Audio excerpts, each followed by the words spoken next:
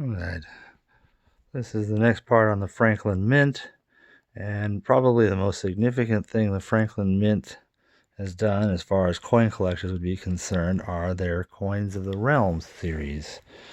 Now, I'm going to go a little bit further. As I noticed, Chester Krause was doing this guidebook of Franklin Mint issues, and as you can see, it has all kinds of just every little oddball things that they ever sold. Spoons, plates, decorative objects, canceled stamps even, my goodness.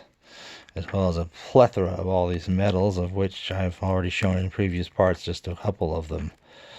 But let us move. The biggest move actually began, however, in 1969, when for Tunisia there were 10 coins struck in 1969, varying designs that relate to that country's 3,000-year history.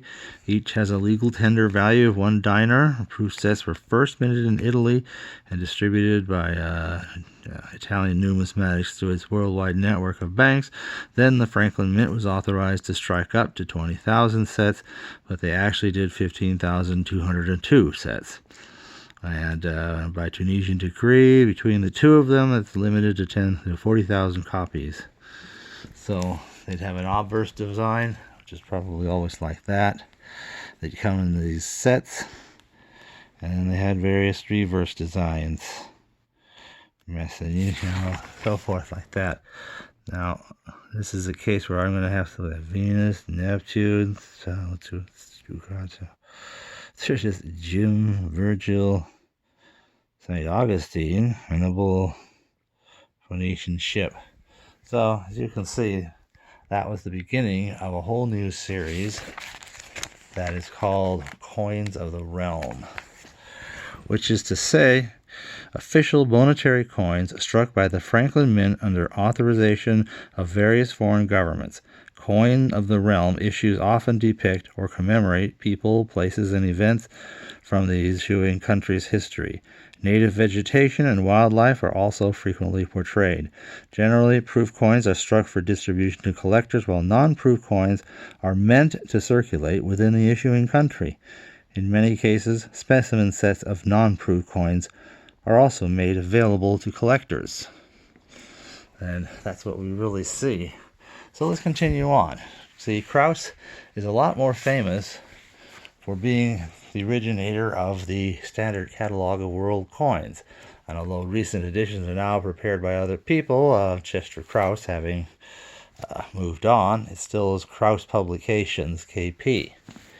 So let's take a look at some of the stuff that they've done. Because after Tunisia, the next coins they ever made for anybody to try to circulate was for Panama.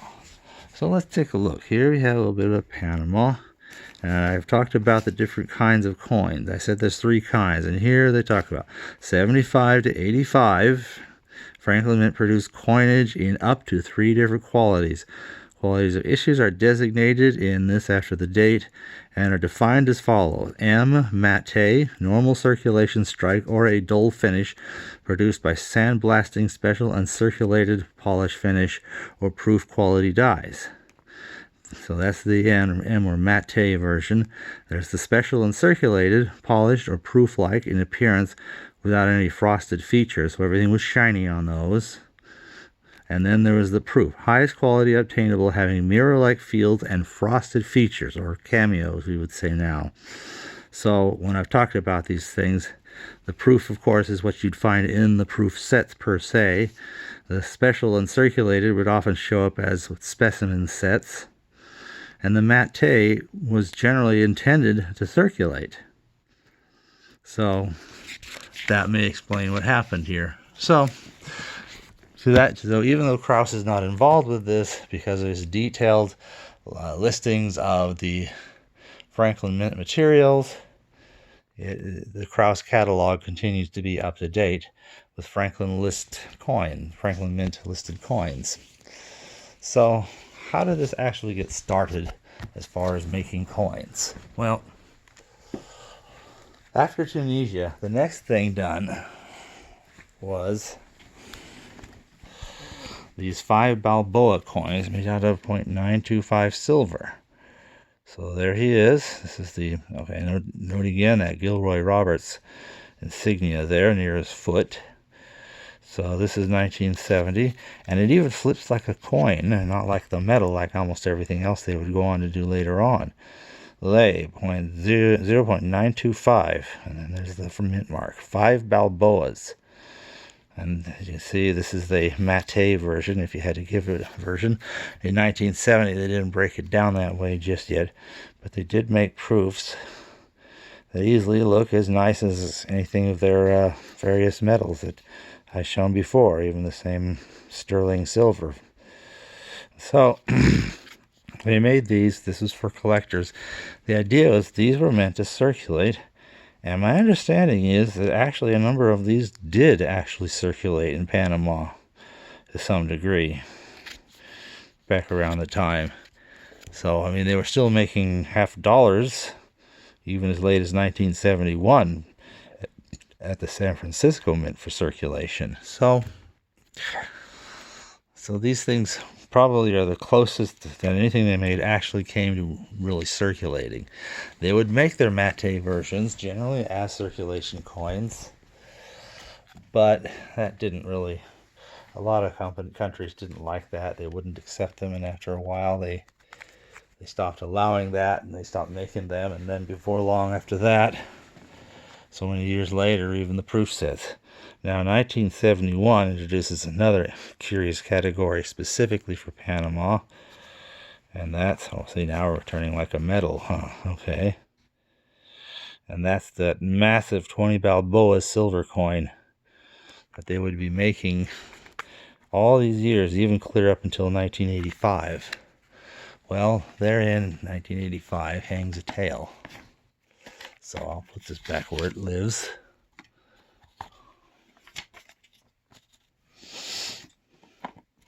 So they made that, and they made a few other odds and ends, and they did some stuff for other countries. We'll cover that in another section. One other thing they did, here's what's called a brilliant uncirculated specimen set. So here we are. There's all the coins. If you look closely, each one has their little F mint mark there at the base of the thing. Sometimes it's really small, but it's always there. As it gets bigger and bigger, you can see it. There's a Balboa, 5 Balboas, and so on. Probably more interesting are the fronts. Now we notice their coins were not consistent with the designs made by the U.S. Mint. Now it so happens the Canadian Mint began making coins for Panama at the same year, and with these same designs to the extent they were making coins. And those really do appear to have been struck for circulation, as well as they had their own uncirculated set. And then there's the proof sets. Well, all I have, of course, here are some individual proof coins. I didn't get that far into that, and so unlike the Philippines, where I really went in for being exhaustive. So there's 1 centesimo. There's they wanted to revive the Panama pill, so there's the 2.5 centesimos.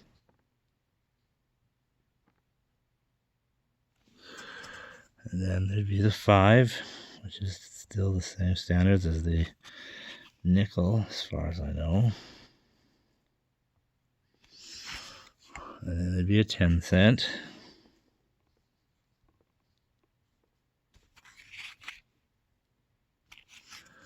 And then there'd be the 25 cent.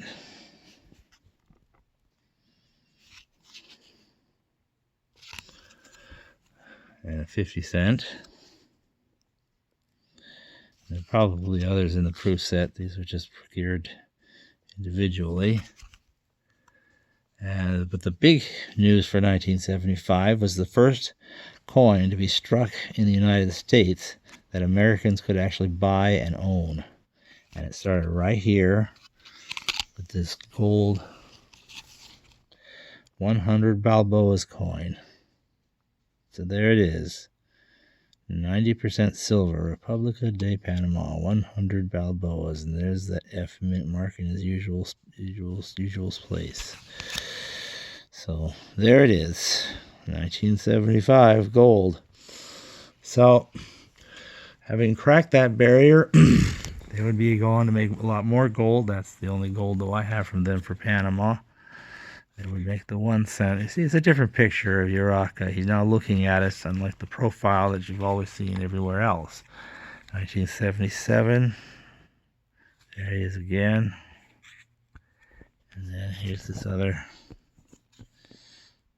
Justo Rosamena.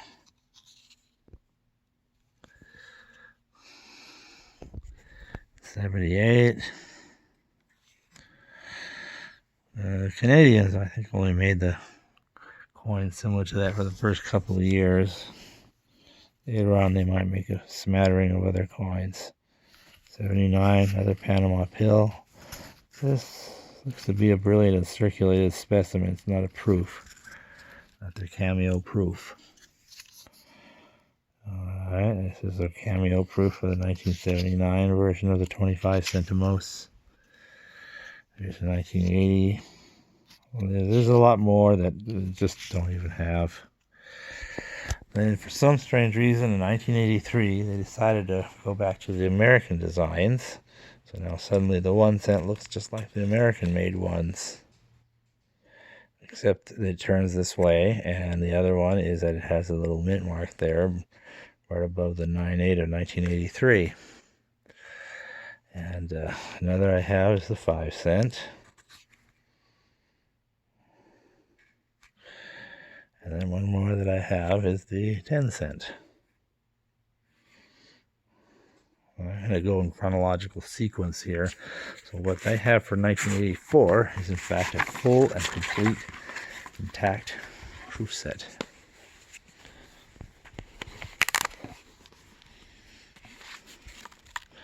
There's our usual paperwork.